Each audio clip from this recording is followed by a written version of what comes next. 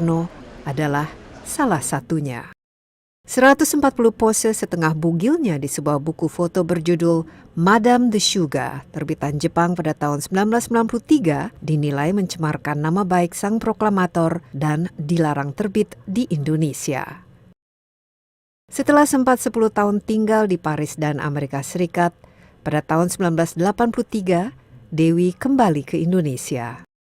Dewi juga memiliki rumah mewah di Tokyo serta menjalankan bisnis perhiasan dan kosmetik. Hingga kini, ia pun masih menerima uang pensiun mendiang Soekarno. Bagaimana kisah hidup Ratna Sari Dewi yang penuh kontroversi? Dan apa saja kegiatannya selama tinggal di Indonesia maupun di luar negeri? Simak wawancara saya dengan Ratna Sari Dewi dalam Insight kali ini bersama saya, Desi Anwar.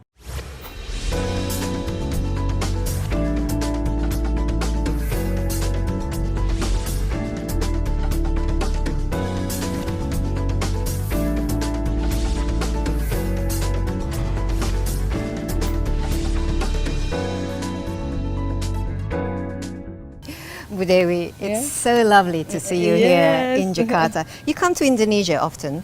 Well, once or twice a year, every year, yes. So once or twice a year, every year. And how do you feel? It's always such a pleasure to see my old friends.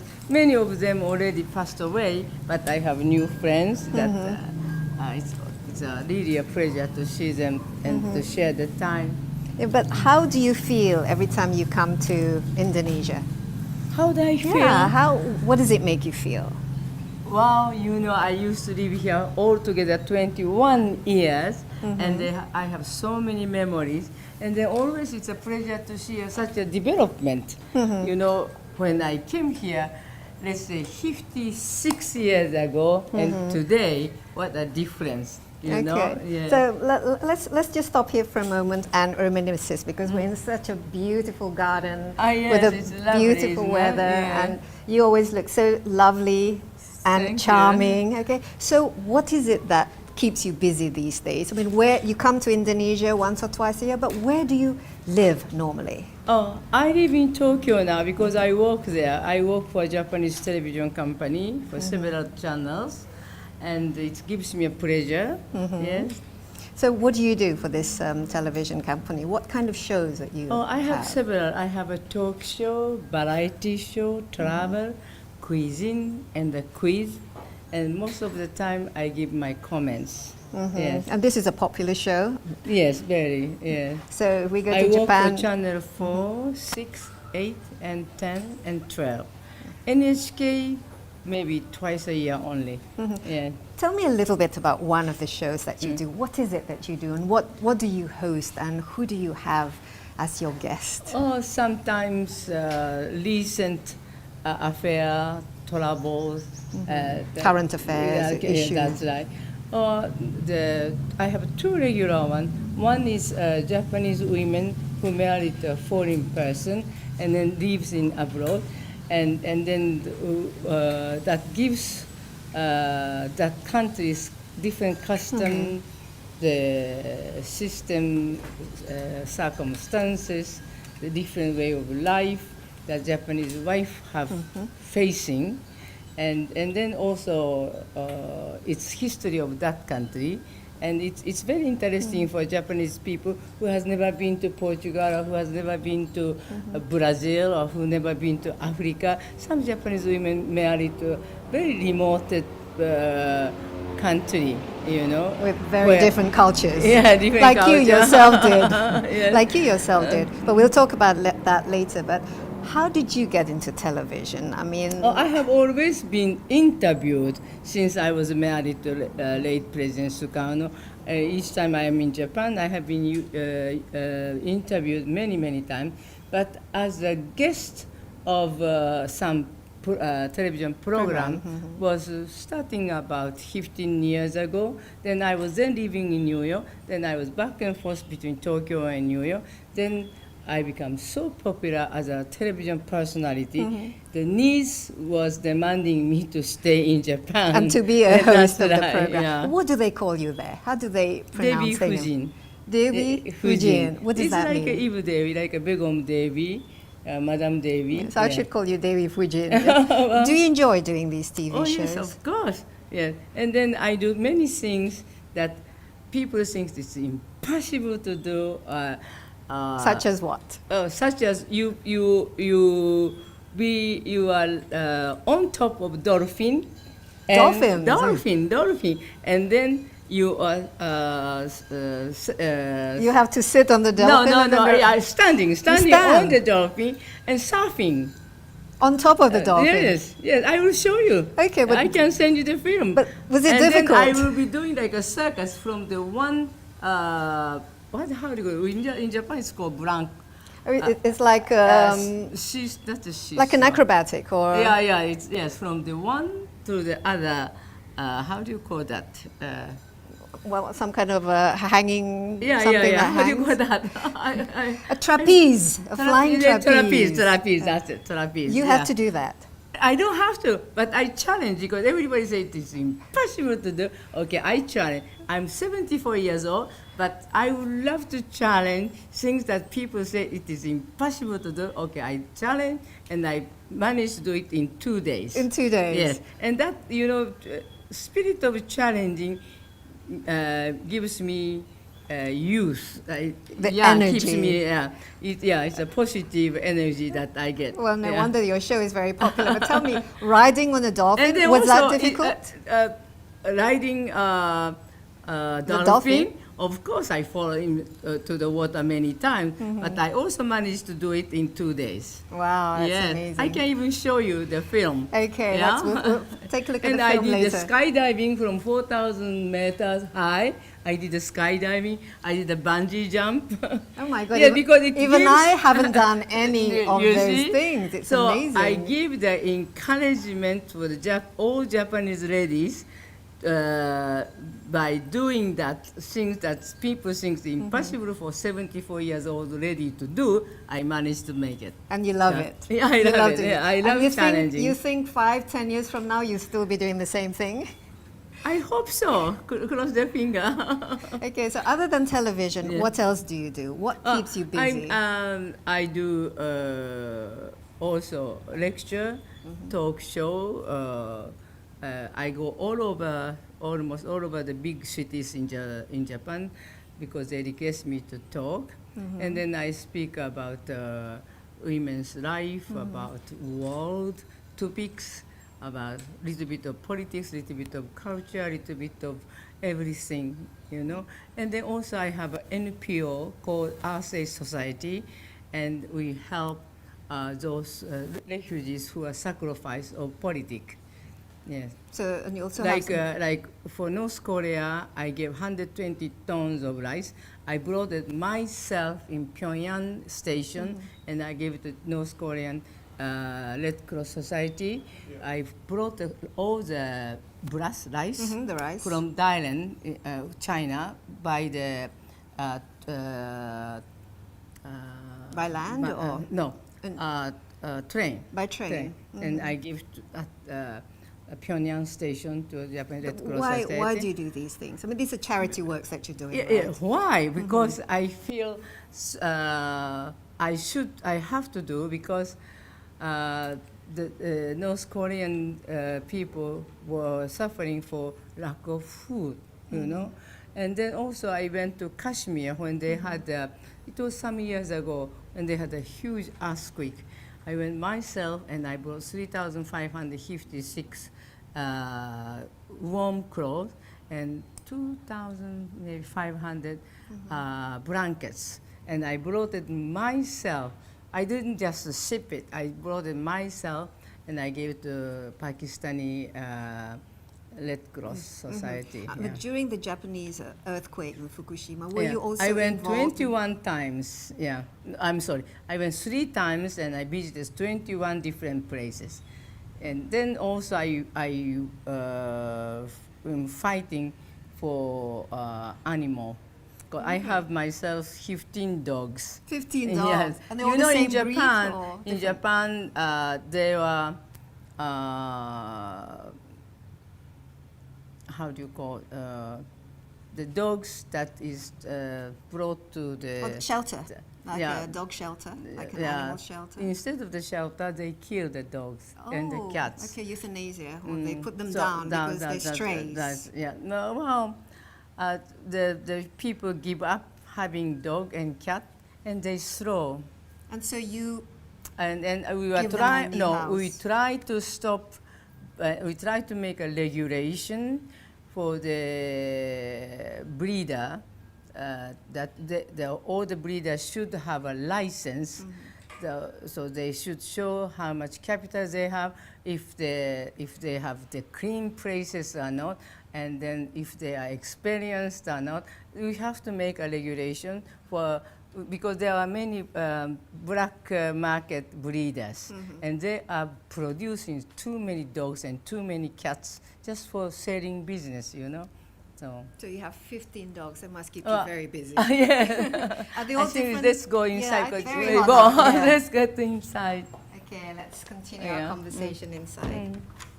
Oh, this Cooler is so and more much pleasant, better. yes. Yeah, cooler. This is a Yeah. lovely house, isn't it?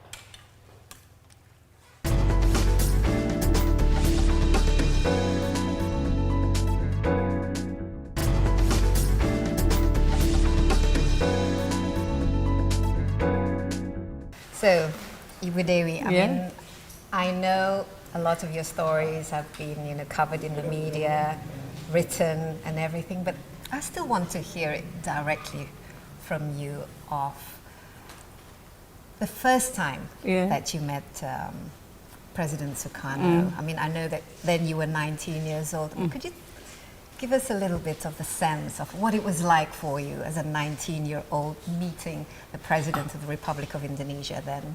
Of course, he had such a charisma, and from his face, the eyes, the big, large eyes that was overflowing the humanity, you know, and he had such a generous heart, and as you know, he was a hero. He was 13 years in jail and exiled, and he has a man of such a strong will, conviction, and who overcome such a suffering and went through such So a many challenges, and then to get independence. He was somebody so extraordinary, you know, and you feel like you get sundered, you know, bang, like this. Where was it that you first time you met him and you laid eyes on him? And can you remember what was it the first thing that he said to you or when you met him?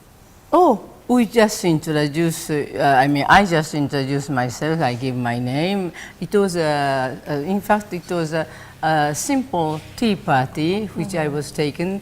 I wasn't invited, my friends were invited. Tokyo? Yes, in Tokyo, and I was taken, and then I was introduced. And then, of course, everybody was sitting down, and he was like... He was the center of attention. Yes, of course. And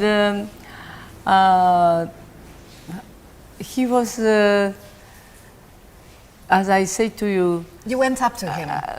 we introduced yourself. was introduced to him, and I was offered a tea. And then, I was so amazed with his knowledge about Japan. I understand while he was in jail, he has been learning English, Dutch, of course he was speaking Dutch, Russian, and as well as Japanese language. And he was so keen about Japanese history, and he could tell me every hero of Japan, and then he also knew which year, what kind of order that Prince Shotoku Taishi has made, or what Toyotomi Hideyoshi has done, and so forth. And he loved the Saigo, the recent hero at Meiji period. And then he was admiring all this Japanese historical figure. And I was so amazed at how come he is so aware of Japan history. Was it love at first sight? No, I wouldn't even dare to say it was a love.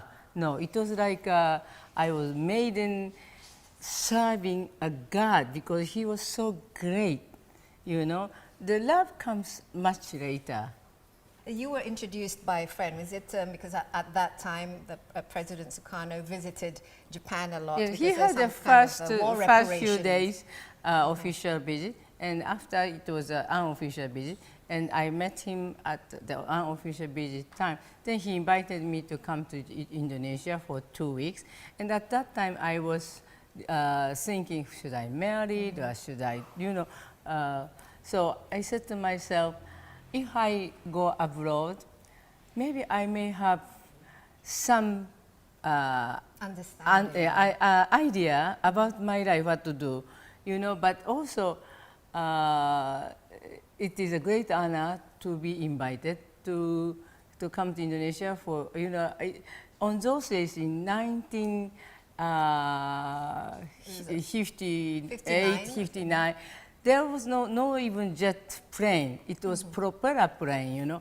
In order to come to Jakarta, flying from Tokyo, Hong Kong, Bangkok, Singapore, then one night in Singapore, and then you can come here. Anyway, so after I've been here, he took me to Bali in Tampak City, and then we were, for the first time, we become just two of us, and then we saw from the hill of Tampak City, overlooking all the coconut tree in the evening, and then the big red sun was just sinking. It sounds very romantic. Yeah, and then all the shade of coconut tree becoming black and dark, and then it was cool, air was coming, and it was very silent. And then he's asking me, please be my inspiration, please be my strength, and please be joy of my life. So I said to myself, even I live over 100 years, I would never hear such a beautiful proposal, phrase. I said to myself... He was very eloquent. Yeah. I said to myself, oh, God must have chosen me to be with him. If this is my destiny, I would like to serve myself. I like to dedicate myself to him, you know. And this is the way. And you decided there and then in Tampak Yeah, that's City. right. Yeah. So these 2 weeks become forever, you know. But my only worry was that I still had my mother there in Japan and my younger brother there, who needed me very badly, you know. You were 19, and you were still a student then, and then suddenly the president of a country asked you to be his wife, to be his inspiration. And then his strength. And then you know, you still have parents. What was their reaction? You know, oh, my mother was very, very, very sad and very upset because she was very proud of me, and she was really hoping something else rather than me coming to Indonesia. Because for a Japanese lady who was born at the Meiji period, Indonesia, she can't imagine what is Indonesia. My mother was really shocked. Yes. But you made I a thought, choice. yes, I made a choice, and I had to pay for my choice because I lost my mother and brother a few years later, and then I carried this burden, you know, this heavy cross in my shoulder rest of my life.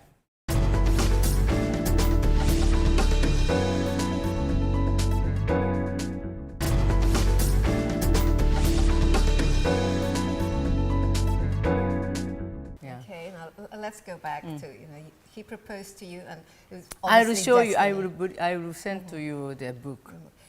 So it was destiny for you to have met him and to marry him. What happened after that? So you stayed obviously in the palace. Tell me a little bit about what it was like for you when you became his wife. In the first 3 years, I had my own house. He was coming to see me, or I was coming to see him at the Istana. Then until I get my own room there. Yes. And what was it like living in Jakarta then, coming all the way You know, from Tokyo? Was it a culture shock? And Well, first 6 months I could not take much Indonesian food, for example, because Japanese style, little by little, many things comes, and here you have The rice, rice on the plate. and then And the many dishes, yeah, many yeah. dishes, and then the coloring is different, and the fragrance is different, lot of spice and so forth. But it's funny enough, after 6 months, with the difference of the weather and then the circumstances, physically you wish to have it. And then now I love it. Now I love it much more than Japanese food. Everywhere I go, I'm in France, I'm in New York, or anywhere, I don't miss so much Japanese, but I miss Indonesian food. Each time I come here, I ask my friend to prepare for me, and I bring back to Japan.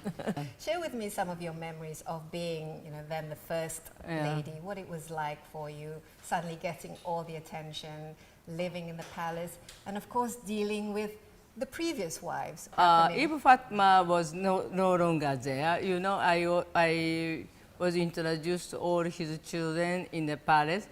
Megawati and Rahmawati, Sukmawati, they all had a bleed, long hair. And then Guru, always his lips was always wet, very cute. And I often see them dancing Javanese dances. They are practicing Javanese dances in a big hall.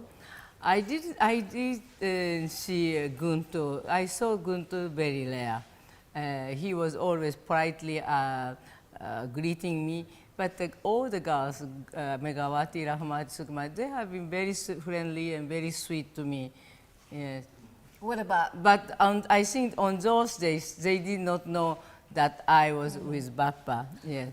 They think I am a guest from Japan, friend. But yeah. what about Bappa's previous wives? How were they to you? Were they I friendly? have never seen Ibu Harutini until the day of the death of Bappa. Bappa has been telling me, don't think of Harutini, it will only make you sad, so don't think of him, don't think of her. So ever since he told me that, I try not to think of her. Of course, I have had a lot of feelings. All that is in my book. So. But I want to hear it directly from your mouth about your feelings, Well, especially since I you were think young. I think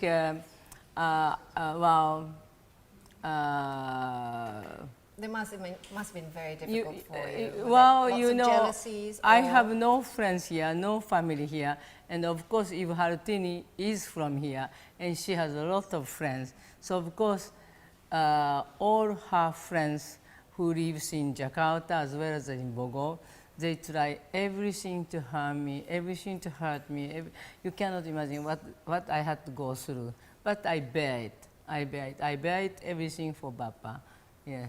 Of course, I was very young. I was very badly hurt. Very badly hurt, yes. But I have never seen her until the day Bappa died. And we went together in the same plane, same car to Brita. And afterwards, well, I think he told her that while he was still able to speak, he told her that I think he was hiding about me to her. And then when he was house detentioned at Wisma Yaso, when Ibu Harutini came to see him, she was allowed to come to see him time to time. And then I think one day they were watching together the Japanese magazine that was sent from Japan. And then there was a photo of me and Karina. And so that time I think he must have told her, in fact it was Ibu Harutini who told me that for the first time he recognized how, I'm sorry, I have been lying to you.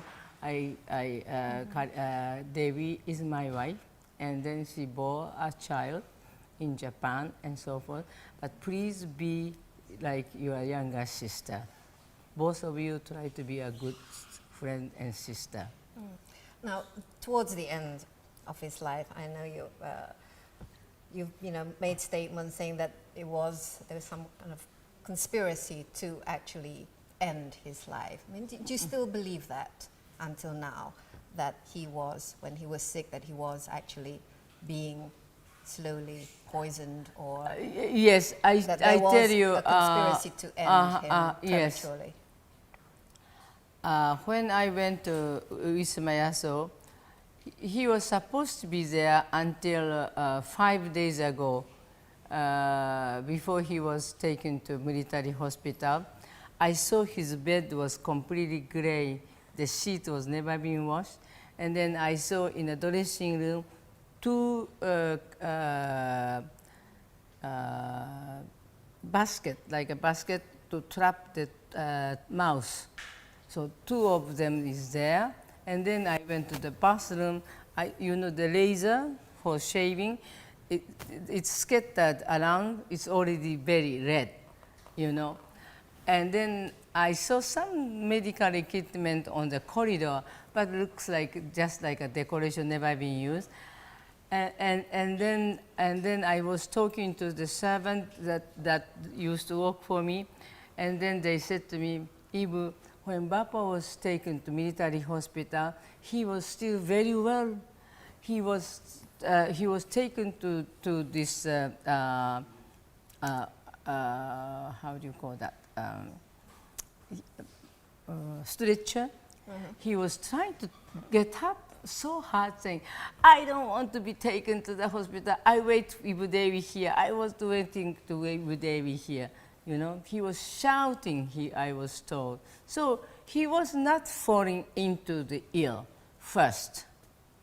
And then when I arrived to the hospital, he was opening his mouth so big, and he was making such a big noise, like this, for hours.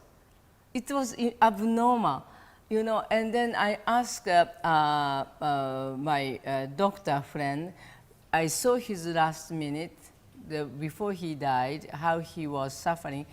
I explained the situation. He said to me, oh, he must have given so much sleeping pill or sleeping drugs, because most of the people who die commit suiciding with a sleeping pill, the end of the life is like that. So you felt it was deliberate? Yes, I think so, because I was crying, and I requested, I want to see the 5 doctors that's supposed to be taking care of him. And then they didn't allow me to see any of the doctors, and it was not fair. And then finally, because I insisted so much, the doctor came. I think if it was not 5, at least 3 doctors came. And I asked them, what is the real situation? What? And then the doctor told me, honestly, I'm sorry, Ibu, we are not allowed to tell you anything. So it was never proven? No. I think what has happened is that when I knew, when the government knew that I was flying down, coming from Paris, I think they didn't want me to see him while he was still able to speak for some reason. And I think they thought maybe they have to take his life quickly before I meet him. Because when I arrived in Singapore, I was taken out from the plane, and then I was met by military attaché of Indonesian embassy in Singapore, saying, Ibu, you are not allowed to come into Jakarta. So I said, I'm so sorry. Because I attempted to come back twice before. Last time I was in Bangkok, and I was not allowed. That time the ambassador was Ahmad Yusuf, General Ahmad Yusuf. I wasn't allowed. What were the reasons they gave you that they wouldn't let you in? They give no reasons. They just say you are not allowed. So I said, I'm sorry. This time I have to go back, and I hold the Indonesian warga negara passport. No one can stop me, and I'm coming back. I'm going back.